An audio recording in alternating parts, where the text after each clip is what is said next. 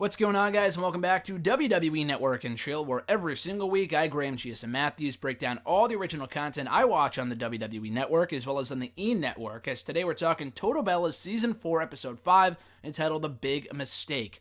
So we kick off the episode with Brie admitting that her comeback would be challenging. She didn't know it would be this challenging. She thought it would be a lot easier than it has been up to this point. But it's been a real struggle to be away from Birdie, focus on the Birdie Beat fashion show, which happens on this episode, the Bella Bertucci wine of line that they have going on, and pulling double duty. Brie's not only on Raw with Nikki at the moment, around this time in the fall of 2018, she's also on SmackDown doing the storyline with Daniel Bryan, her husband.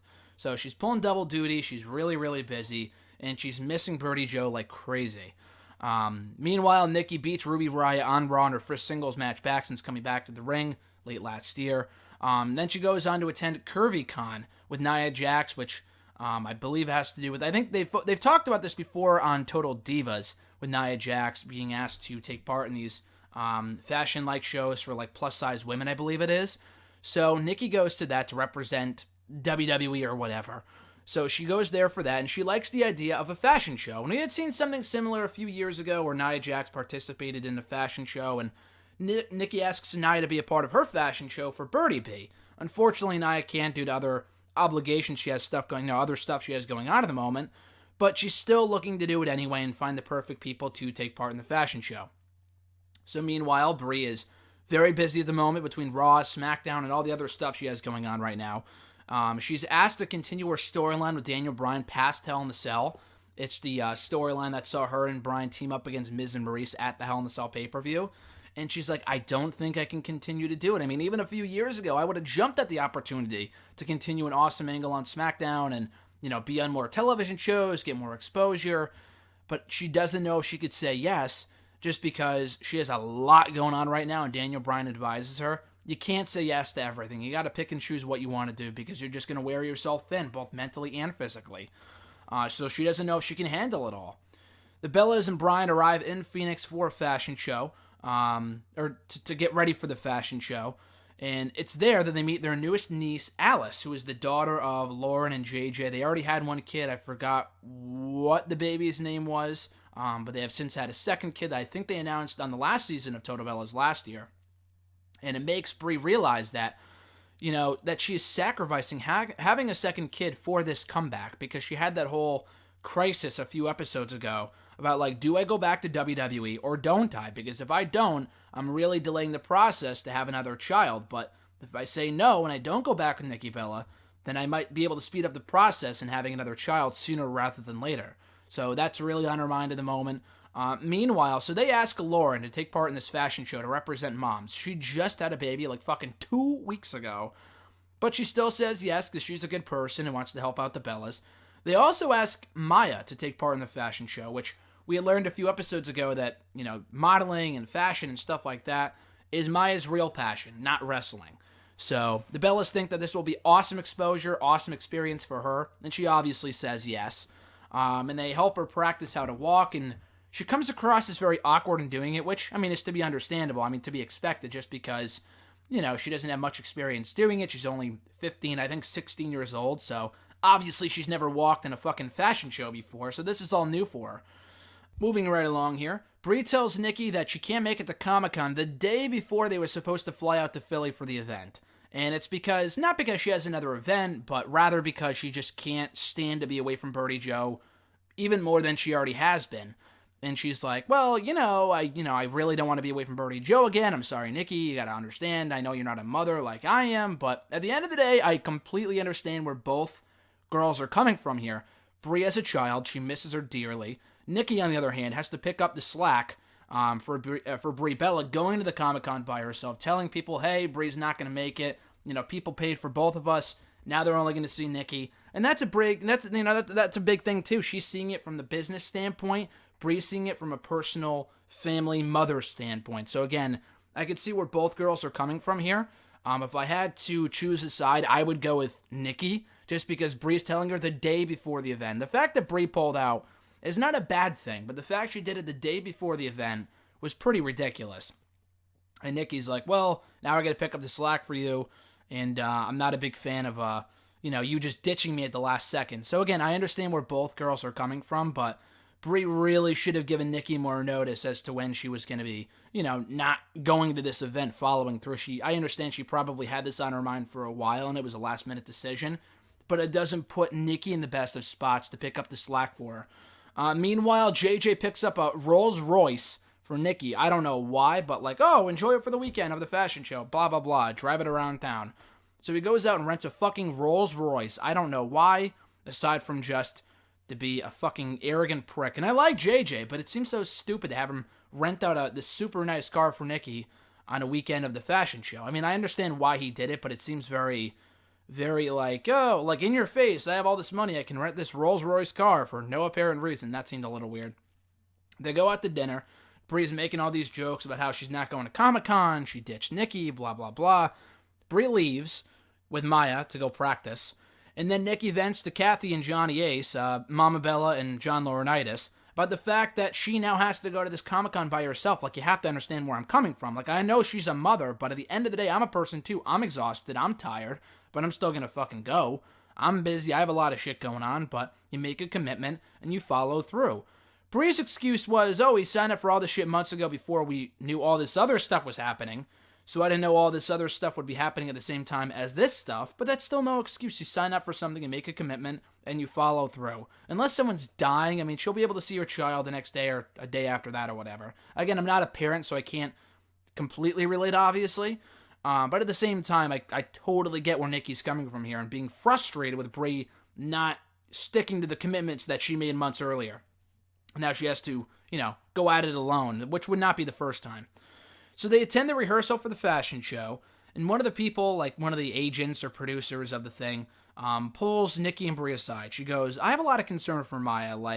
All the other girls have it down. They're all trained professionals, aside from Lauren, so I don't really know why there's not any, there's no concern for Lauren, just Maya. But Maya is 16 years old. This woman doesn't really relate. She goes, oh yeah, Maya, she's really not that good, and she doesn't want to do it, then pull her out because I don't want to have her go out there and embarrass herself. It's essentially what this woman said, which I thought was pretty shitty.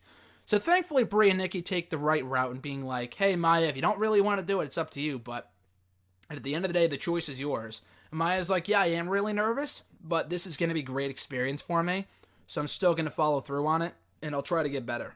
So that's where she's coming from, and it is a great experience for Maya, but there shouldn't be a lot of pressure on her just because, she's 16, she doesn't know what she's doing. It's a fucking fashion show. Get over it. So Nikki has the pep talk with Maya, all goes well. And then Laura and Maya, they kill it at the fashion show. They do a really, really good job. Maya comes off a little awkward. Then again, I don't really know much about fashion shows, so maybe I'm completely off. But Lauren seemed completely comfortable. Maya, on the other hand, it was very obvious that she was nervous, but considering the circumstances, she did very well. Nikki can't stay for the celebration because she has to fly out the next day for fucking Comic-Con, so she enjoys it. She basks in the moment before flying out to Philly for the Comic-Con. Meanwhile, Miz and Maurice beat Daniel Bryan and Brie Bella at the Hell in a Cell pay-per-view, a completely meaningless match. I remember the match very vaguely. It really was not that good. They make this out to be an instant classic. It was not that good. So Brie's getting really stressed out that this whole thing is not working out and that she misses Birdie Joe way too much. And she's like, I don't know if I can continue to do this by appearing on Raw, SmackDown, doing the Birdie Bee stuff, Bella Bertucci, all this other shit. It's really getting to her at this point. So then she breaks down before they start training with Daniel Bryan, her and Nikki. Brie starts crying about the fact, I don't know if I could do it anymore. I didn't know it would be this tough, blah, blah, blah. And Nikki gets frustrated because she sympathizes with Brie, but at the same time, she's frustrated because this is what they fucking signed up for. What did you expect? Obviously, you knew it wouldn't be this tough, maybe, but this is the nature of the business. This is what you wanted to come back for. You really want to make a comeback? Well, you got what you wanted. Be careful what you wish for because you have it and now you don't really want it as much anymore. So they use that as the excuse for why Brie Bella knocked out Liv Morgan on Raw. That infamous moment where Brie Bella, it was a 6-woman tag team match. She was doing the yes kicks to Liv Morgan, and she accidentally kicked Liv in the head. So Liv falls forward, and Brie continues to kicked her a second time, and completely knocked her out. She was out cold. And she tries to drag her to the corner by her head, which was really stupid. Brie is obviously concerned. She feels bad that she did it. She gets really upset and shaken up afterward. So they finish the match.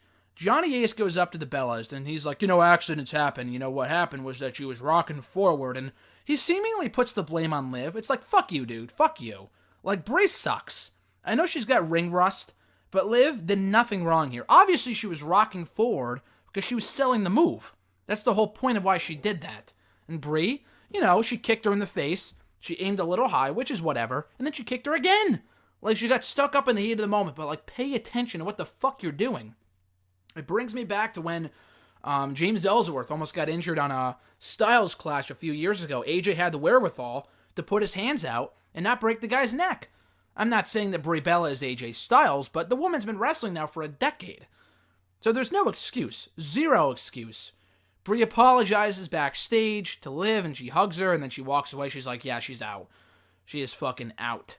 And, she obviously feels bad about the whole thing, but at the same time, it's like, dude, that should not have happened. The blame should 110% be on Brie Bella. People telling her to go kill herself for injuring Liv, legitimately, was unnecessary, but the fact of the matter is this. She sucks. She injured Liv Morgan, albeit by accident, but it shouldn't have even gotten to that point after Brie had fucked up a couple weeks earlier. She should have been taken out of the ring at that point. Thank God she did not wrestle at Evolution, because she sucks.